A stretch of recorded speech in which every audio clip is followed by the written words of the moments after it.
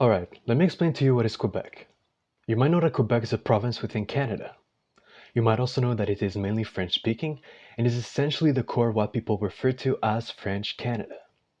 But it's somewhat more complicated than just that. So let's have a look at how Quebec came to be to give ourselves a little bit of context to work with. Quebec is the modern successor political entity to the colony of New France, which existed from 1534 to 1763. New France was divided into three main regions, namely Acadia, Canada, and Louisiana. Unlike the 13 American colonies, which were settler colonies intended to be populated, New France was for most of its existence a trading post colony, not intended for settlement but for fur trading. That being said, French settlers did migrate, but at very low numbers and never to the same extent as other European colonies in the Americas. As a result, during the French and Indian War, and despite having a much larger territory, New France had barely 60,000 settlers compared to 2 million Americans. Most of the French settlers lived in a region called Canada along the St. Lawrence River in what is now modern-day Quebec. French settlers had good relations with Aboriginal communities out of necessity, specifically because of their low numbers.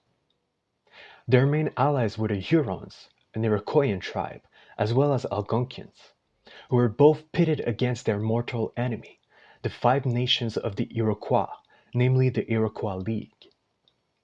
The Five Nations originated in modern-day upstate New York and were allied with the British. They had interest in controlling the Great Lakes region and the St. Lawrence Valley, and thus competed directly with the French and their native allies, which led to the Beaver Wars throughout most of the 17th century. During that war, the Iroquois League notably committed a genocide against the Hurons, but the French nevertheless treated well those who converted to Christianity, which is the reason why there is a continuous Mohawk presence in modern-day Quebec, and even a Mohawk Catholic saint, Lily of the Mohawks. However, the actual relationship between First Nations, missionaries, and Christianity was not really ideal, to say the least, but that is the subject of another video for another time. So, overall, the French allied as many native tribes as they could in order to maintain their colony, and interest in the fur trade while fighting British influence on the continent. Now, other French settlers, called Acadians, lived in Acadia in the Maritimes in modern-day Nova Scotia, New Brunswick, and Prince Edward Island. It's important to know that Acadia was ethnically cleansed by the British, starting a decade earlier, resulting in forced removal of 81.5% of the Acadian population at the time, some of which ending up in Louisiana and becoming the Cajuns, while half of those deported died during transit. Now, after the British conquest and the Royal Proclamation of 1763, New France was partitioned and the region called Canada became known as the province of Quebec. At the time, it was pretty big as it comprised almost all of the Great Lakes region. The land south of it, that used to be French, became an Indian reserve that British settlers could not colonize. The point of this so-called Indian barrier state was to appease native tribes to British victory in North America after centuries of hostility, as well as to reward their Iroquois allies.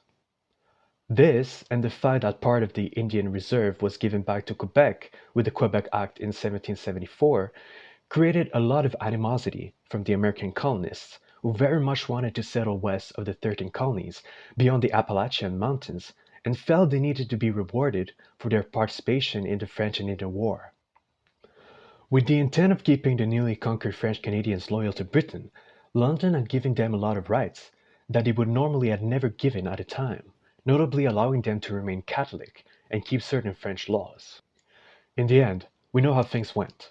America rebelled in an early example of manifest destiny and fought a war of independence with the help of France and Spain.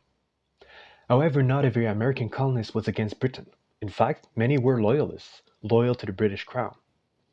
Many of these loyalists migrated to the Maritimes and about 10,000 to the province of Quebec, specifically in areas that would later become Ontario and the eastern townships in Quebec. These new Protestant settlers, as well as further immigration from Britain, brought a lot of English speakers in the province of Quebec at a time, even though the whole area was still a majority French speaking with around 145,000 French Canadians compared to the newly arrived 10,000 English Canadians. With the Constitutional Act of 1791, Britain sought to ease things up in its colony and divided Quebec into two separate colonies, Upper and Lower Canada. Lower Canada, as a successor to New France in the province of Quebec, retained religious guarantees and the same hybrid laws. Civil law was French, while criminal law was British and used common law.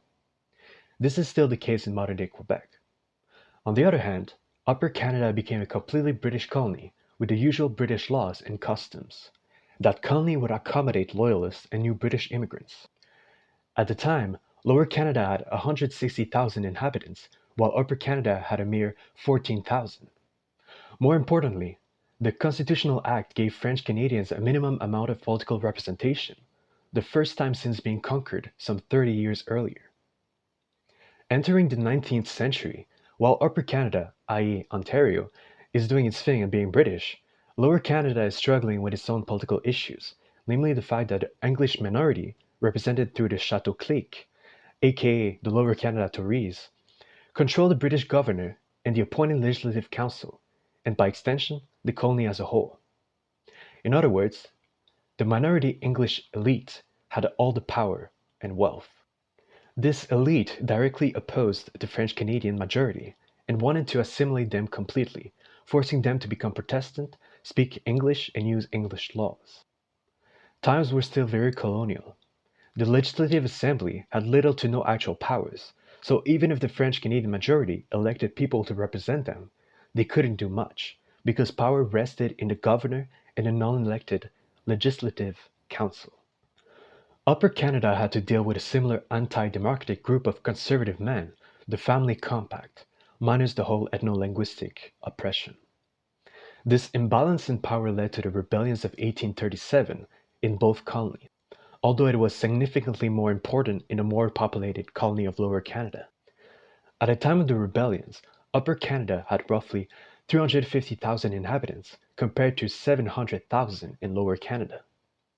Just prior, in 1834, Lower Canada had sent 92 resolutions to London demanding reforms and fairness and asking for real democracy. The British rejected every single demand. The rebellions were obviously lost, as the handful of colonial subjects taking arms could not compete against the British army.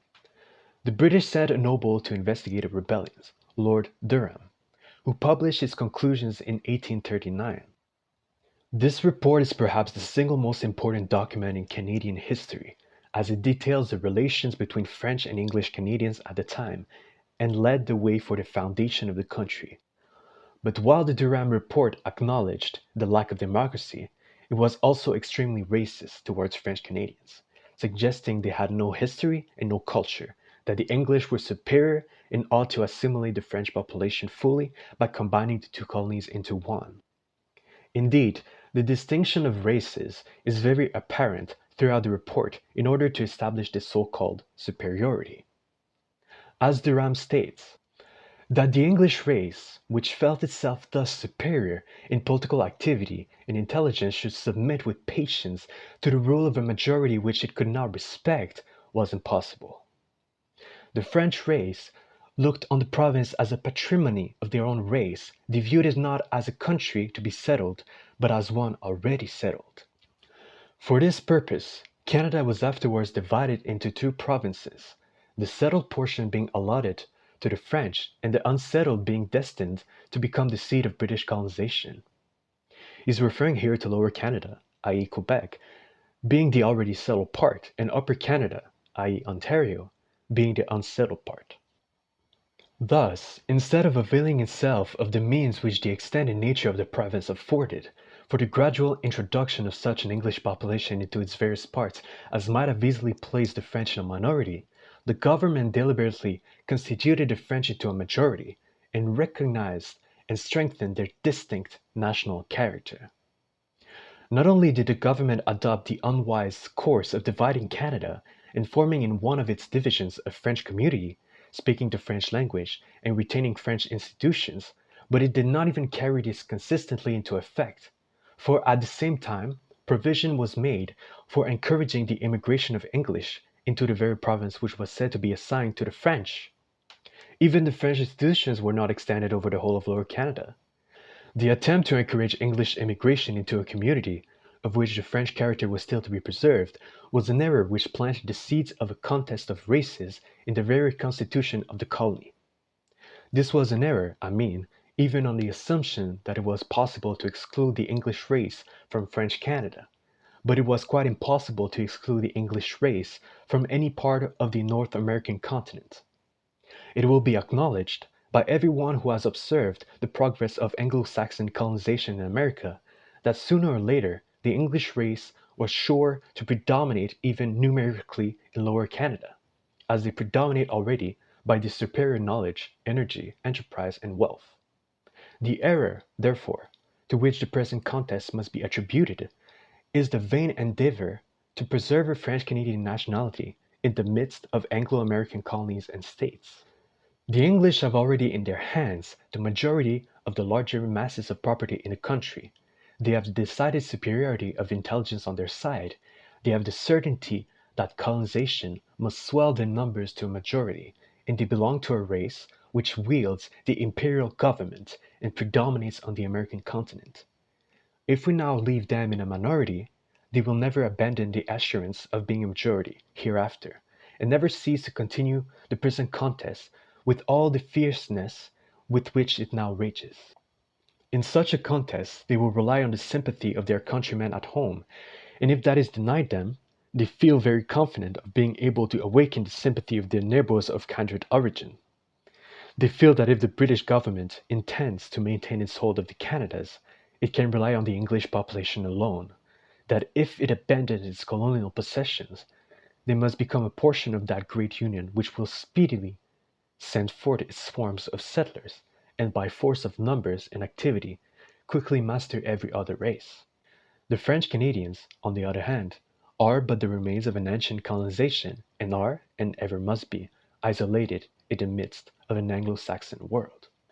And is this French Canadian nationality one which, for the good merely of that people, we ought to strive to perpetuate, even if it were possible? I know of no national distinctions marking and continuing a more hopeless inferiority. The language, the laws, the character of the North American continent are English. And every race but the English, I apply this to all who speak the English language, appears there in a condition of inferiority.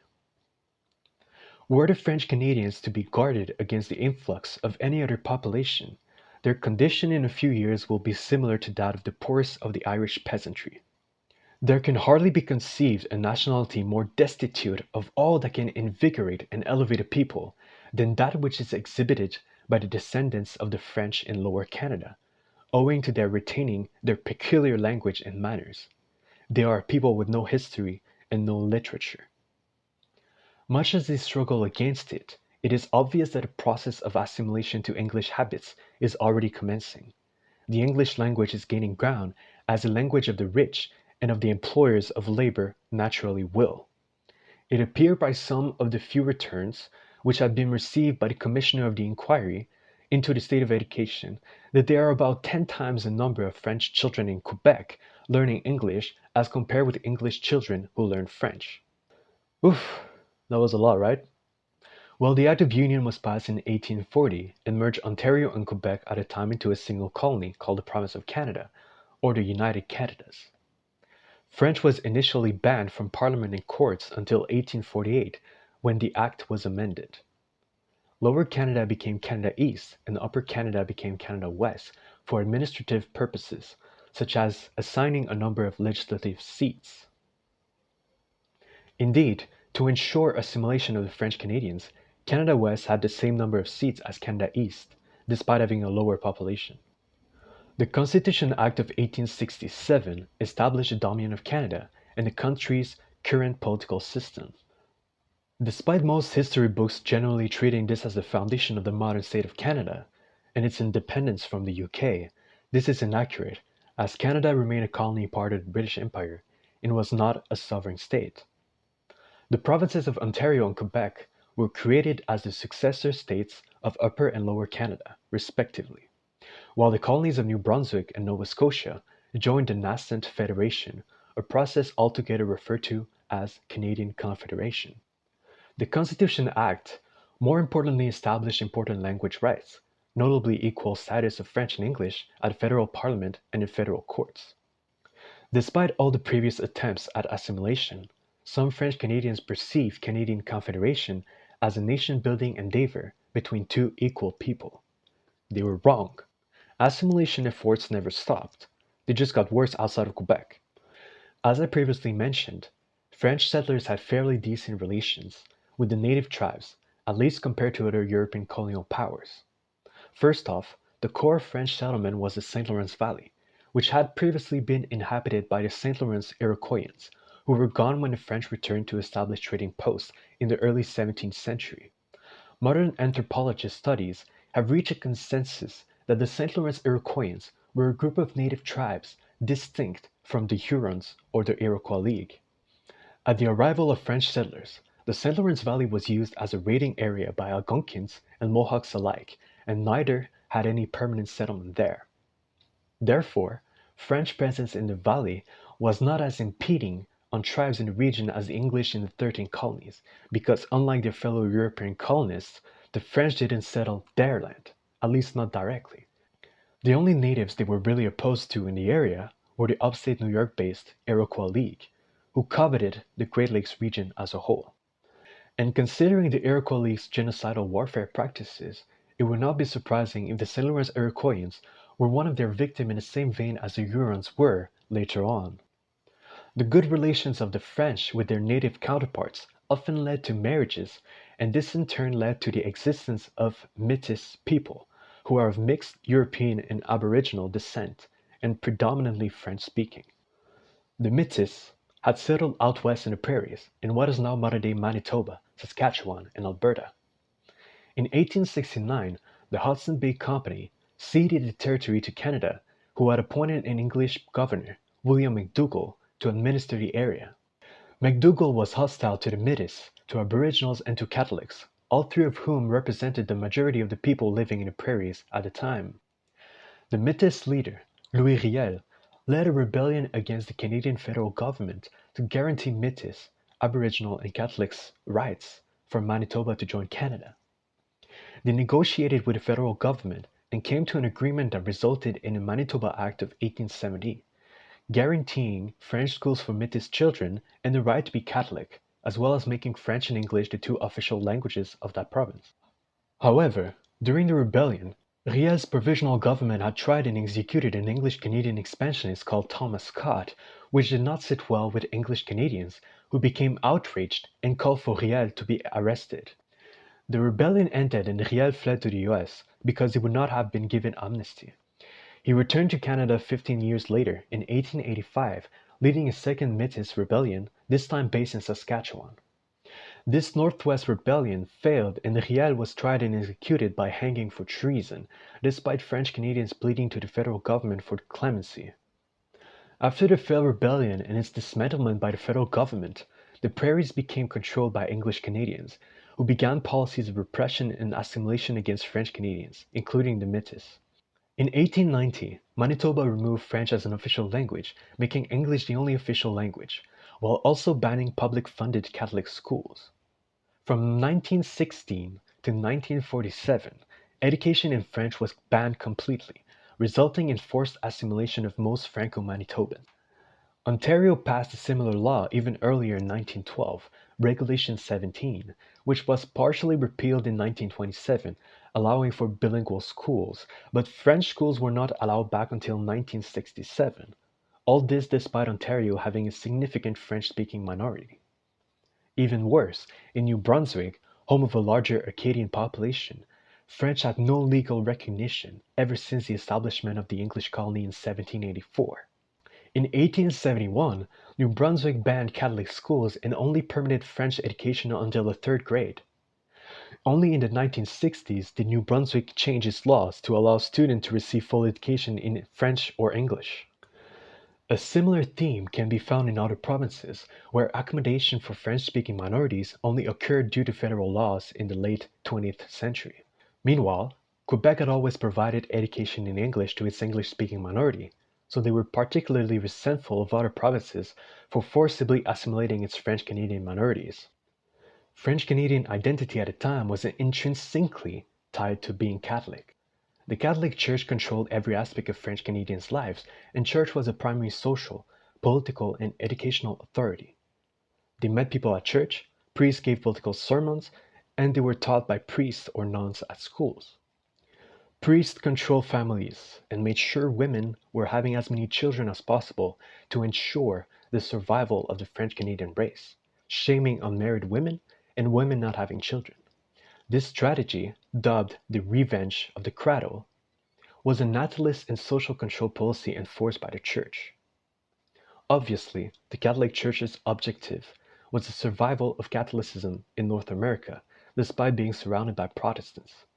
They had little care for language or identity, as they provided English instruction to the anglicized Irish Catholic immigrants through the 19th century.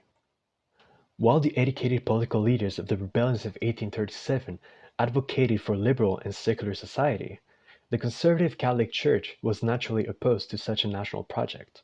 To them, French Canadians were meant to be Catholics and conservative, not liberal and definitely not secular. French Canadian nationalism is therefore born as a conservative ethno-religious identity, but it is also initially very pan-Canadian. The politician and journalist Henri Bourassa, one of such pro-clerical conservative French Canadian nationalists, was an important public figure in early 20th century Quebec. He defended and promoted the idea of Canada being a bilingual country founded by two equal people, the English Canadian Protestants and the French Canadian Catholics. Of course, he was an idiot, and a misogynist as well. Canada had not been founded as a bilingual country, and much less as an equal country. The very formation of Canada as a political entity was with the clear aim of assimilating French Canadians, as detailed in Lord Durham's plans and subsequent British acts. There were several of Bourassa's contemporaries who advocated for linguistic rights, a secular society, and women's emancipation at the time while also being French-Canadian nationalists, such as the politician Godefroy Langlois. Unfortunately, history often forgets them. Another key figure of early French-Canadian nationalism was Lionel Groulx. Groulx was an influential priest who was also most likely anti-Semitic. Nevertheless, he was instrumental in the establishment of French-Canadian clerical nationalism, which dominated Quebec politics for the first half of the 20th century. Groulx and Bourassa's nationalist and conservative ideas were based not only on the way French Canadians were treated outside of Quebec at the time, but also on French Canadian history as a whole and the conscription crisis of 1970. As Canada fought alongside Britain in the First World War, most of their recruitment was on a voluntary basis, but by 1917, the conservative federal government of Robert Borden enacted the Military Service Act, which aimed to conscript young Canadian men and send them to Europe to fight the war. French Canadians were mainly against the war, and an anti-conscription movement was led by Bourassa with his anti-imperialist ideals. He had notably been a vocal opponent of Canada sending troops to fight in the Boer Wars. Bourassa was of the opinion that Canadians, French or English, should only fight for Canada, not in Europe's imperialist wars. The call to arms by an empire that oppressed them was also far-fetched from a French-Canadian perspective. Meanwhile, English Canadians, many of whom were recent immigrants from Britain, were obviously mostly in favor of conscription and defending the empire. This created major political tensions based on linguistic and ideological lines, as the English will was once again imposed on French Canadians. But the early 20th century saw the arrival of immigrants from outside of the UK and Ireland, most of whom siding with the English Canadians and Protestant majority by choosing for their children to receive education in English. A government report published in 1967 found that 90% of immigrants settling in Quebec chose English over French despite over 80% of the population speaking the latter. The report concludes that unless we wait for a hypothetical miracle, we must agree that large-scale immigration playing 90% or 95% in favor of the English-speaking minority can only result in constantly reducing the importance of the French language in Quebec and to begin a process of minoritization of the French-speaking community in Quebec. In other words, immigration led to French-Canadian assimilation, whether it was British immigration like in the 19th century or international immigration like in the 20th and 21st centuries. This is why certain Quebec politicians and Quebec voters at large can be more reticent to mass immigration compared to English Canadians. They see immigration as a threat to the preservation of their culture, which is a valid fear considering the centuries of attempts at Anglicization of French Canadians. But could we really blame international immigrants for choosing English, especially at the time? English was and remains the language used by the dominant force in the country. Even in the province of Quebec, English Canadians or Americans were the wealthy industrialists, the bosses who owned the factories, and the foremen who gave orders, while French Canadians were the employees, the working class. Even in predominantly French-speaking areas, signage and advertisement were almost always in English. Surely you'd see this and think French Canadians were doomed to be assimilated and fully anglicized, much like the Scots, the Welsh, and the Irish had been before them. Moreover, this was also the time of mass emigration of French Canadians to the United States seeking better economic conditions. With the threats of Anglophone immigration and Francophone emigration, French Canadians in Quebec had to take action to preserve their language, culture, but those came only much later. Quebec's Liberal Premier, Adélard Godbout, who was in power during most of World War II, introduced several progressive reforms to Quebec society, one of which was the right for women to vote at provincial level in 1940, much later than in English Canada due to opposition by the Catholic Church. Godbout improved labor rights and introduced compulsory school attendance and free primary school education throughout the province. The creation of Hydro-Quebec in 1944 led the way for it to become the state-owned monopoly on electricity in production and distribution. However, Godbout lost re-election in 1944 to the agrarian and autonomist Maurice Duplessis, who returned to power after a stint in the 1930s. Duplessis was low-key a dictator during his tenure as Premier of Quebec.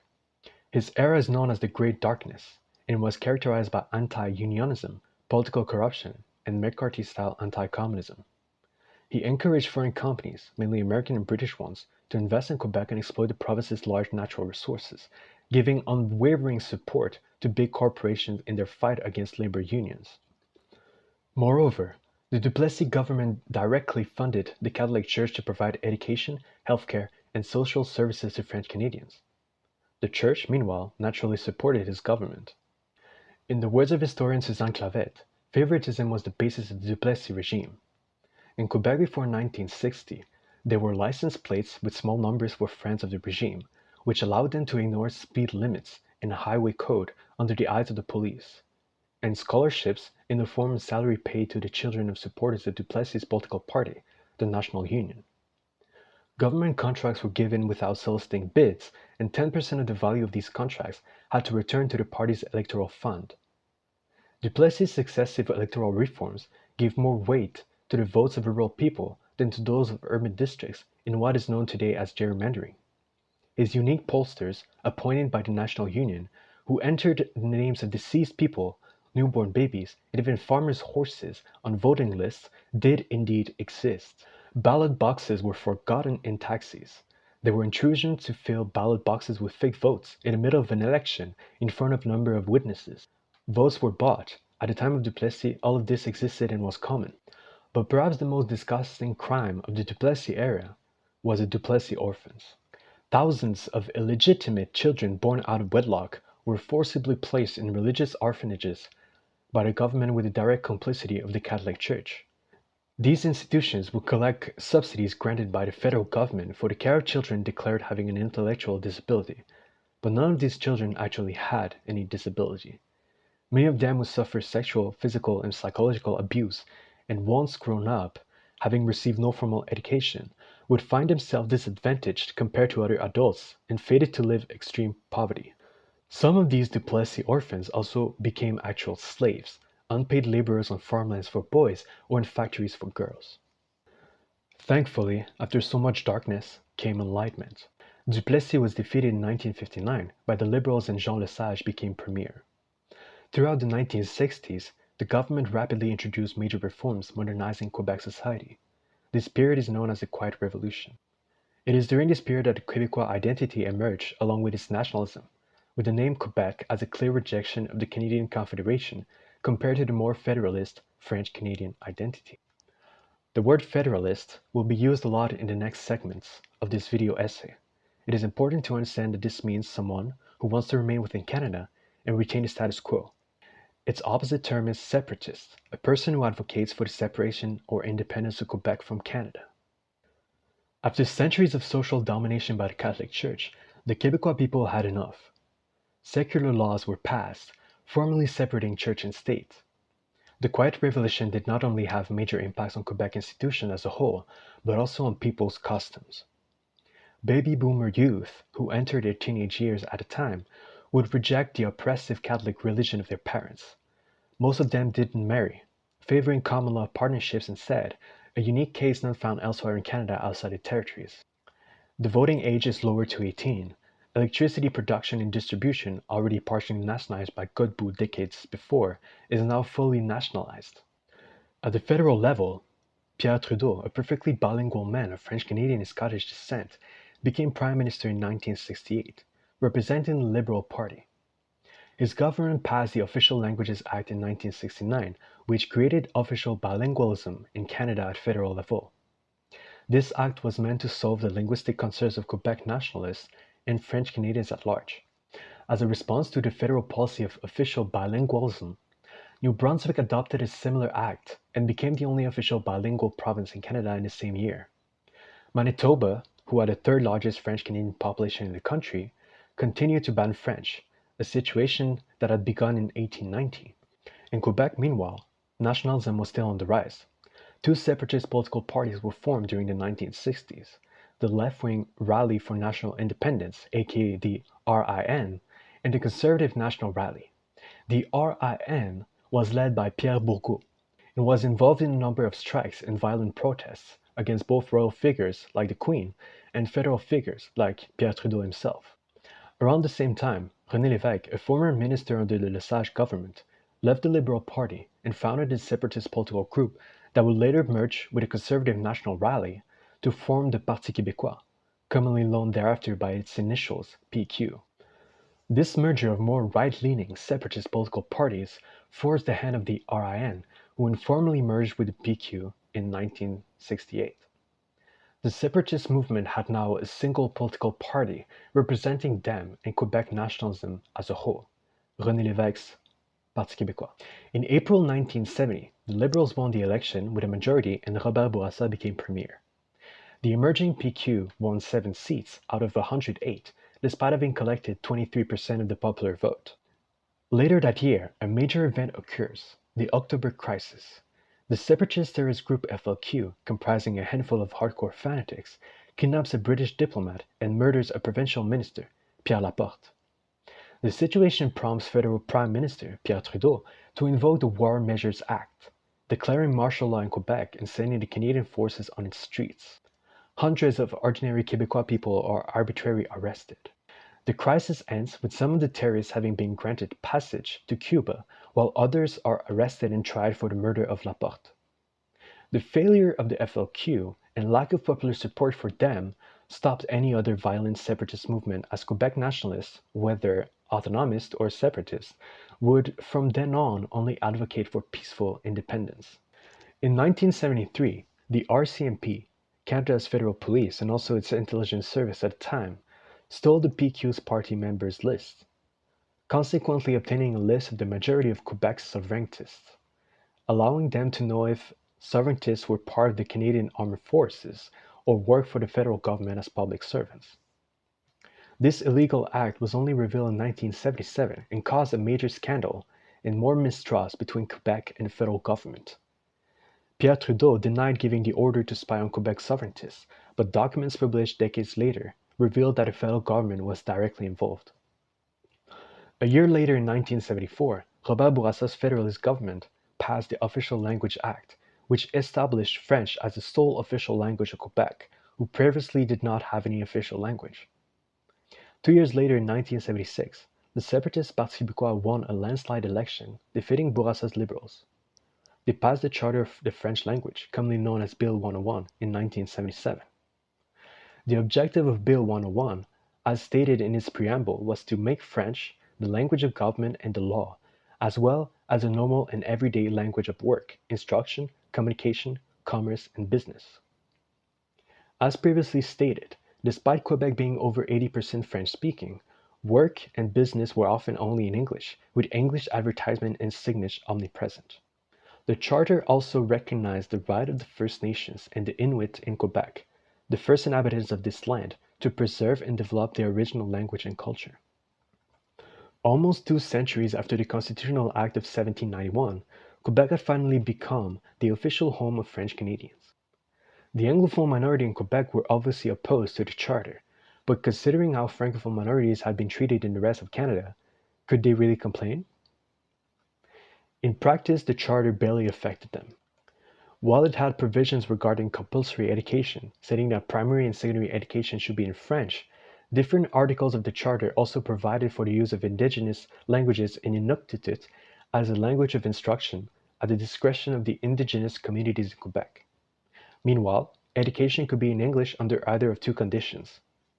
If a child whose father and mother is a Canadian citizen and receive elementary instruction in English anywhere in Canada, provided that the instruction constitute the major part of the elementary instruction he/she received in Canada. Or, if a child whose father or mother is a Canadian citizen and who has received or is receiving elementary or secondary instruction in English in Canada, and the brothers and sisters of that child, provided that that instruction constitutes the major part of the elementary or secondary instruction received by the child in Canada. This English educational provision respected the established Anglophone minority while making sure that new immigrants would integrate to Quebec's Francophone society rather than contribute to its Anglicization. By 1971, the Anglophone minority in Quebec represented 13.1% of the population. Following the rise of Quebec's separatism and nationalism in the 1960s and the passing of French language laws in the 1970s, many Anglophones left the province, mainly for neighboring Ontario. As a result, the Anglophone minority went down to 7.6% some 50 years later in 2021. However, it is to be noted that the Anglophone proportion is relatively stable since the turn of the 21st century. In 1980, Quebec held a referendum on the question of sovereignty association. It was a very vague question and difficult to understand, as it advocated for both the sovereignty of Quebec while retaining a political and economical association with Canada. The result was the no side winning by 60% against 40% for the yes side. 2 years later, in 1982, the federal government passed the Constitution Act, effectively repatriating and creating a new Canadian Constitution without the approval of Quebec. Until that point, the British Parliament had the power to amend Canada's constitution, meaning Canada was technically not a sovereign state, but still a colony. Quebec refused to sign the act, as once again English Canada's will had been imposed on them. However, the constitution was still legally binding in Quebec according to the courts of law. In 1984, an Anglo-Québécois, Brian Mulroney, became Prime Minister of Canada while leading his Progressive Conservative Party to a landslide victory after promising to his home province a new constitutional deal. Mulroney delivered on its promise, reaching a consensus with Quebec and the other provinces with the Meech Lake Accord. Quebec would be recognized as a distinct society, and provincial powers will be increased at the expense of the federal government, solving both Quebec's issues and to an extent Western alienation. Opposition parties agreed with the accord and the public was favorable as well. However, former Prime Minister Pierre Trudeau became an ardent opponent. He, who had led an increasingly centralizing federal government for the last 16 years, saw the accord as caving in to Quebec and to provincialism. His positions created division throughout the liberal voter base in the country at both provincial and federal levels. At the moment of signing the accord, provincial premiers who had previously agreed with it were now flip-flopping and going back on a decision due to lack of support in the province, instead proposing new amendments. In the end, they all signed the accord, which had to be ratified within 3 years by the provincial legislatures, and the federal parliament says it would amend the constitution. Quebec was the first to ratify the accord, a mere 3 weeks after the ceremonial signature. Saskatchewan and Alberta followed suit a few months later. However, New Brunswick and Manitoba's governments both collapsed in the meantime due to uncertainty, putting the whole thing in jeopardy. Meanwhile, a Canadian Supreme Court decision in 1988 forced Quebec to amend Bill 101, as a complete ban on outdoor public signs, posters, and commercial advertising in English was deemed to violate the Canadian Charter of Rights and Freedoms. Bourassa passed Bill 178 to override the ruling by using the Charter's notwithstanding clause, which retained the ban. This angered English Canadians and saw the rise of a more vocal English-only movement with groups like the Alliance for the Preservation of English in Canada. The most prominent member of the alliance was a guy called Jacques V. Andrew, who had published a book titled Bilingual Today, French Tomorrow, suggesting that official bilingualism was part of a government plot to make Canada a monolingual French country. Laughable, really. In any case, by 1990, the Meech Lake Accord was still somewhat alive, needing ratification in 3 remaining provinces: Manitoba, New Brunswick, and Newfoundland. Things escalated as a commission was established to try to find an agreement with New Brunswick. Lucien Bouchard, a close friend of Mulroney's and a minister in his conservative cabinet, was particularly vocal against the commission's report, which suggested a parallel accord will need to be added. Bouchard resigned, and Mulroney and him never spoke again, only for Bouchard to make a speech at the House of Commons, stating that the original Meech Lake Accord was good as it was, and that without it, Quebec independence was the only remaining option. To spice things up even more, Quebec's premier and lifelong Federalist, Robert Bourassa, agreed with Bouchard. As the Meech Lake Accord ultimately failed with more provincial legislative chablang, Bourassa made a speech in front of Quebec's National Assembly, declaring that English Canada must clearly understand that, no matter what is said or done, Quebec is, today and forever, a distinct society, free and able to assume control of its destiny and development. These events led to the creation of the Bloc Québécois, a federal party, commonly known by its initials BQ. The BQ's role was to protect the interests of the Québécois in Ottawa. Bourassa, meanwhile, gave an ultimatum, promising there will be a referendum in 1992 on either a new constitutional agreement with Canada or independence for Quebec. Between 1990 and 1992, new rounds of negotiations occurred between the provinces and the federal government, as well as First Nations this time, resulting in the Charlottetown Accord. This time, the ratification process will be more straightforward and was a federal referendum, held on October 26, 1992. Ultimately, Canadians rejected at 55% the accord, while 45% had agreed to it. Western Canada overwhelmingly didn't like the accord because it gave too much powers to Quebec, while Quebec rejected the accord because it didn't give them enough powers. Ontario is pretty much 50-50 on the accord. In Quebec, the Parti québécois returned to power in 1994 with Jacques Parizeau as premier. Parizeau had promised an independence referendum and delivered it in 1995 with a clear and simple question. The no side won, with Quebec choosing for the time being to remain within Canada, but the referendum was extremely close to be a yes victory. Accusations of irregularities were thrown from both sides, including ballot suppression by the yes side against the no side, which the Quebec Supreme Court investigated and found to be unsubstantiated. The yes side, on the other hand, accused the no side of financial fraud and of using shortcuts to hurry citizenship applications for immigrants who would most likely vote no. As a matter of fact, 43,855 new Quebecers obtained their Canadian citizenship during the year 1995, with about 1/4 of these, 11,429, being granted during the month of October, just before the referendum was held. A few years after the referendum, the Canadian Supreme Court ruled that Quebec could not legally separate unilaterally from Canada, but that the Government of Canada would have a legal obligation to enter into separation negotiations with Quebec in the event that a clear majority of its people were to vote in favor of independence. In 2000, the federal parliament passed the Clarity Act, which directly aimed at controlling any future Quebec independence referendum and breached the Québécois people's right of self-determination. It gave the federal House of Commons the power to decide whether a proposed referendum question was considered clear before the public vote, and that any question not solely referring to secession was to be considered unclear. It gave the House of Commons the power to determine whether a clear majority had expressed itself following any referendum vote implied that some sort of supermajority was required for success. It also stated that all provinces and the indigenous people were to be part of the negotiations. It allowed the House of Commons to override a referendum decision if it felt the referendum violated any of the tenets of the Clarity Act.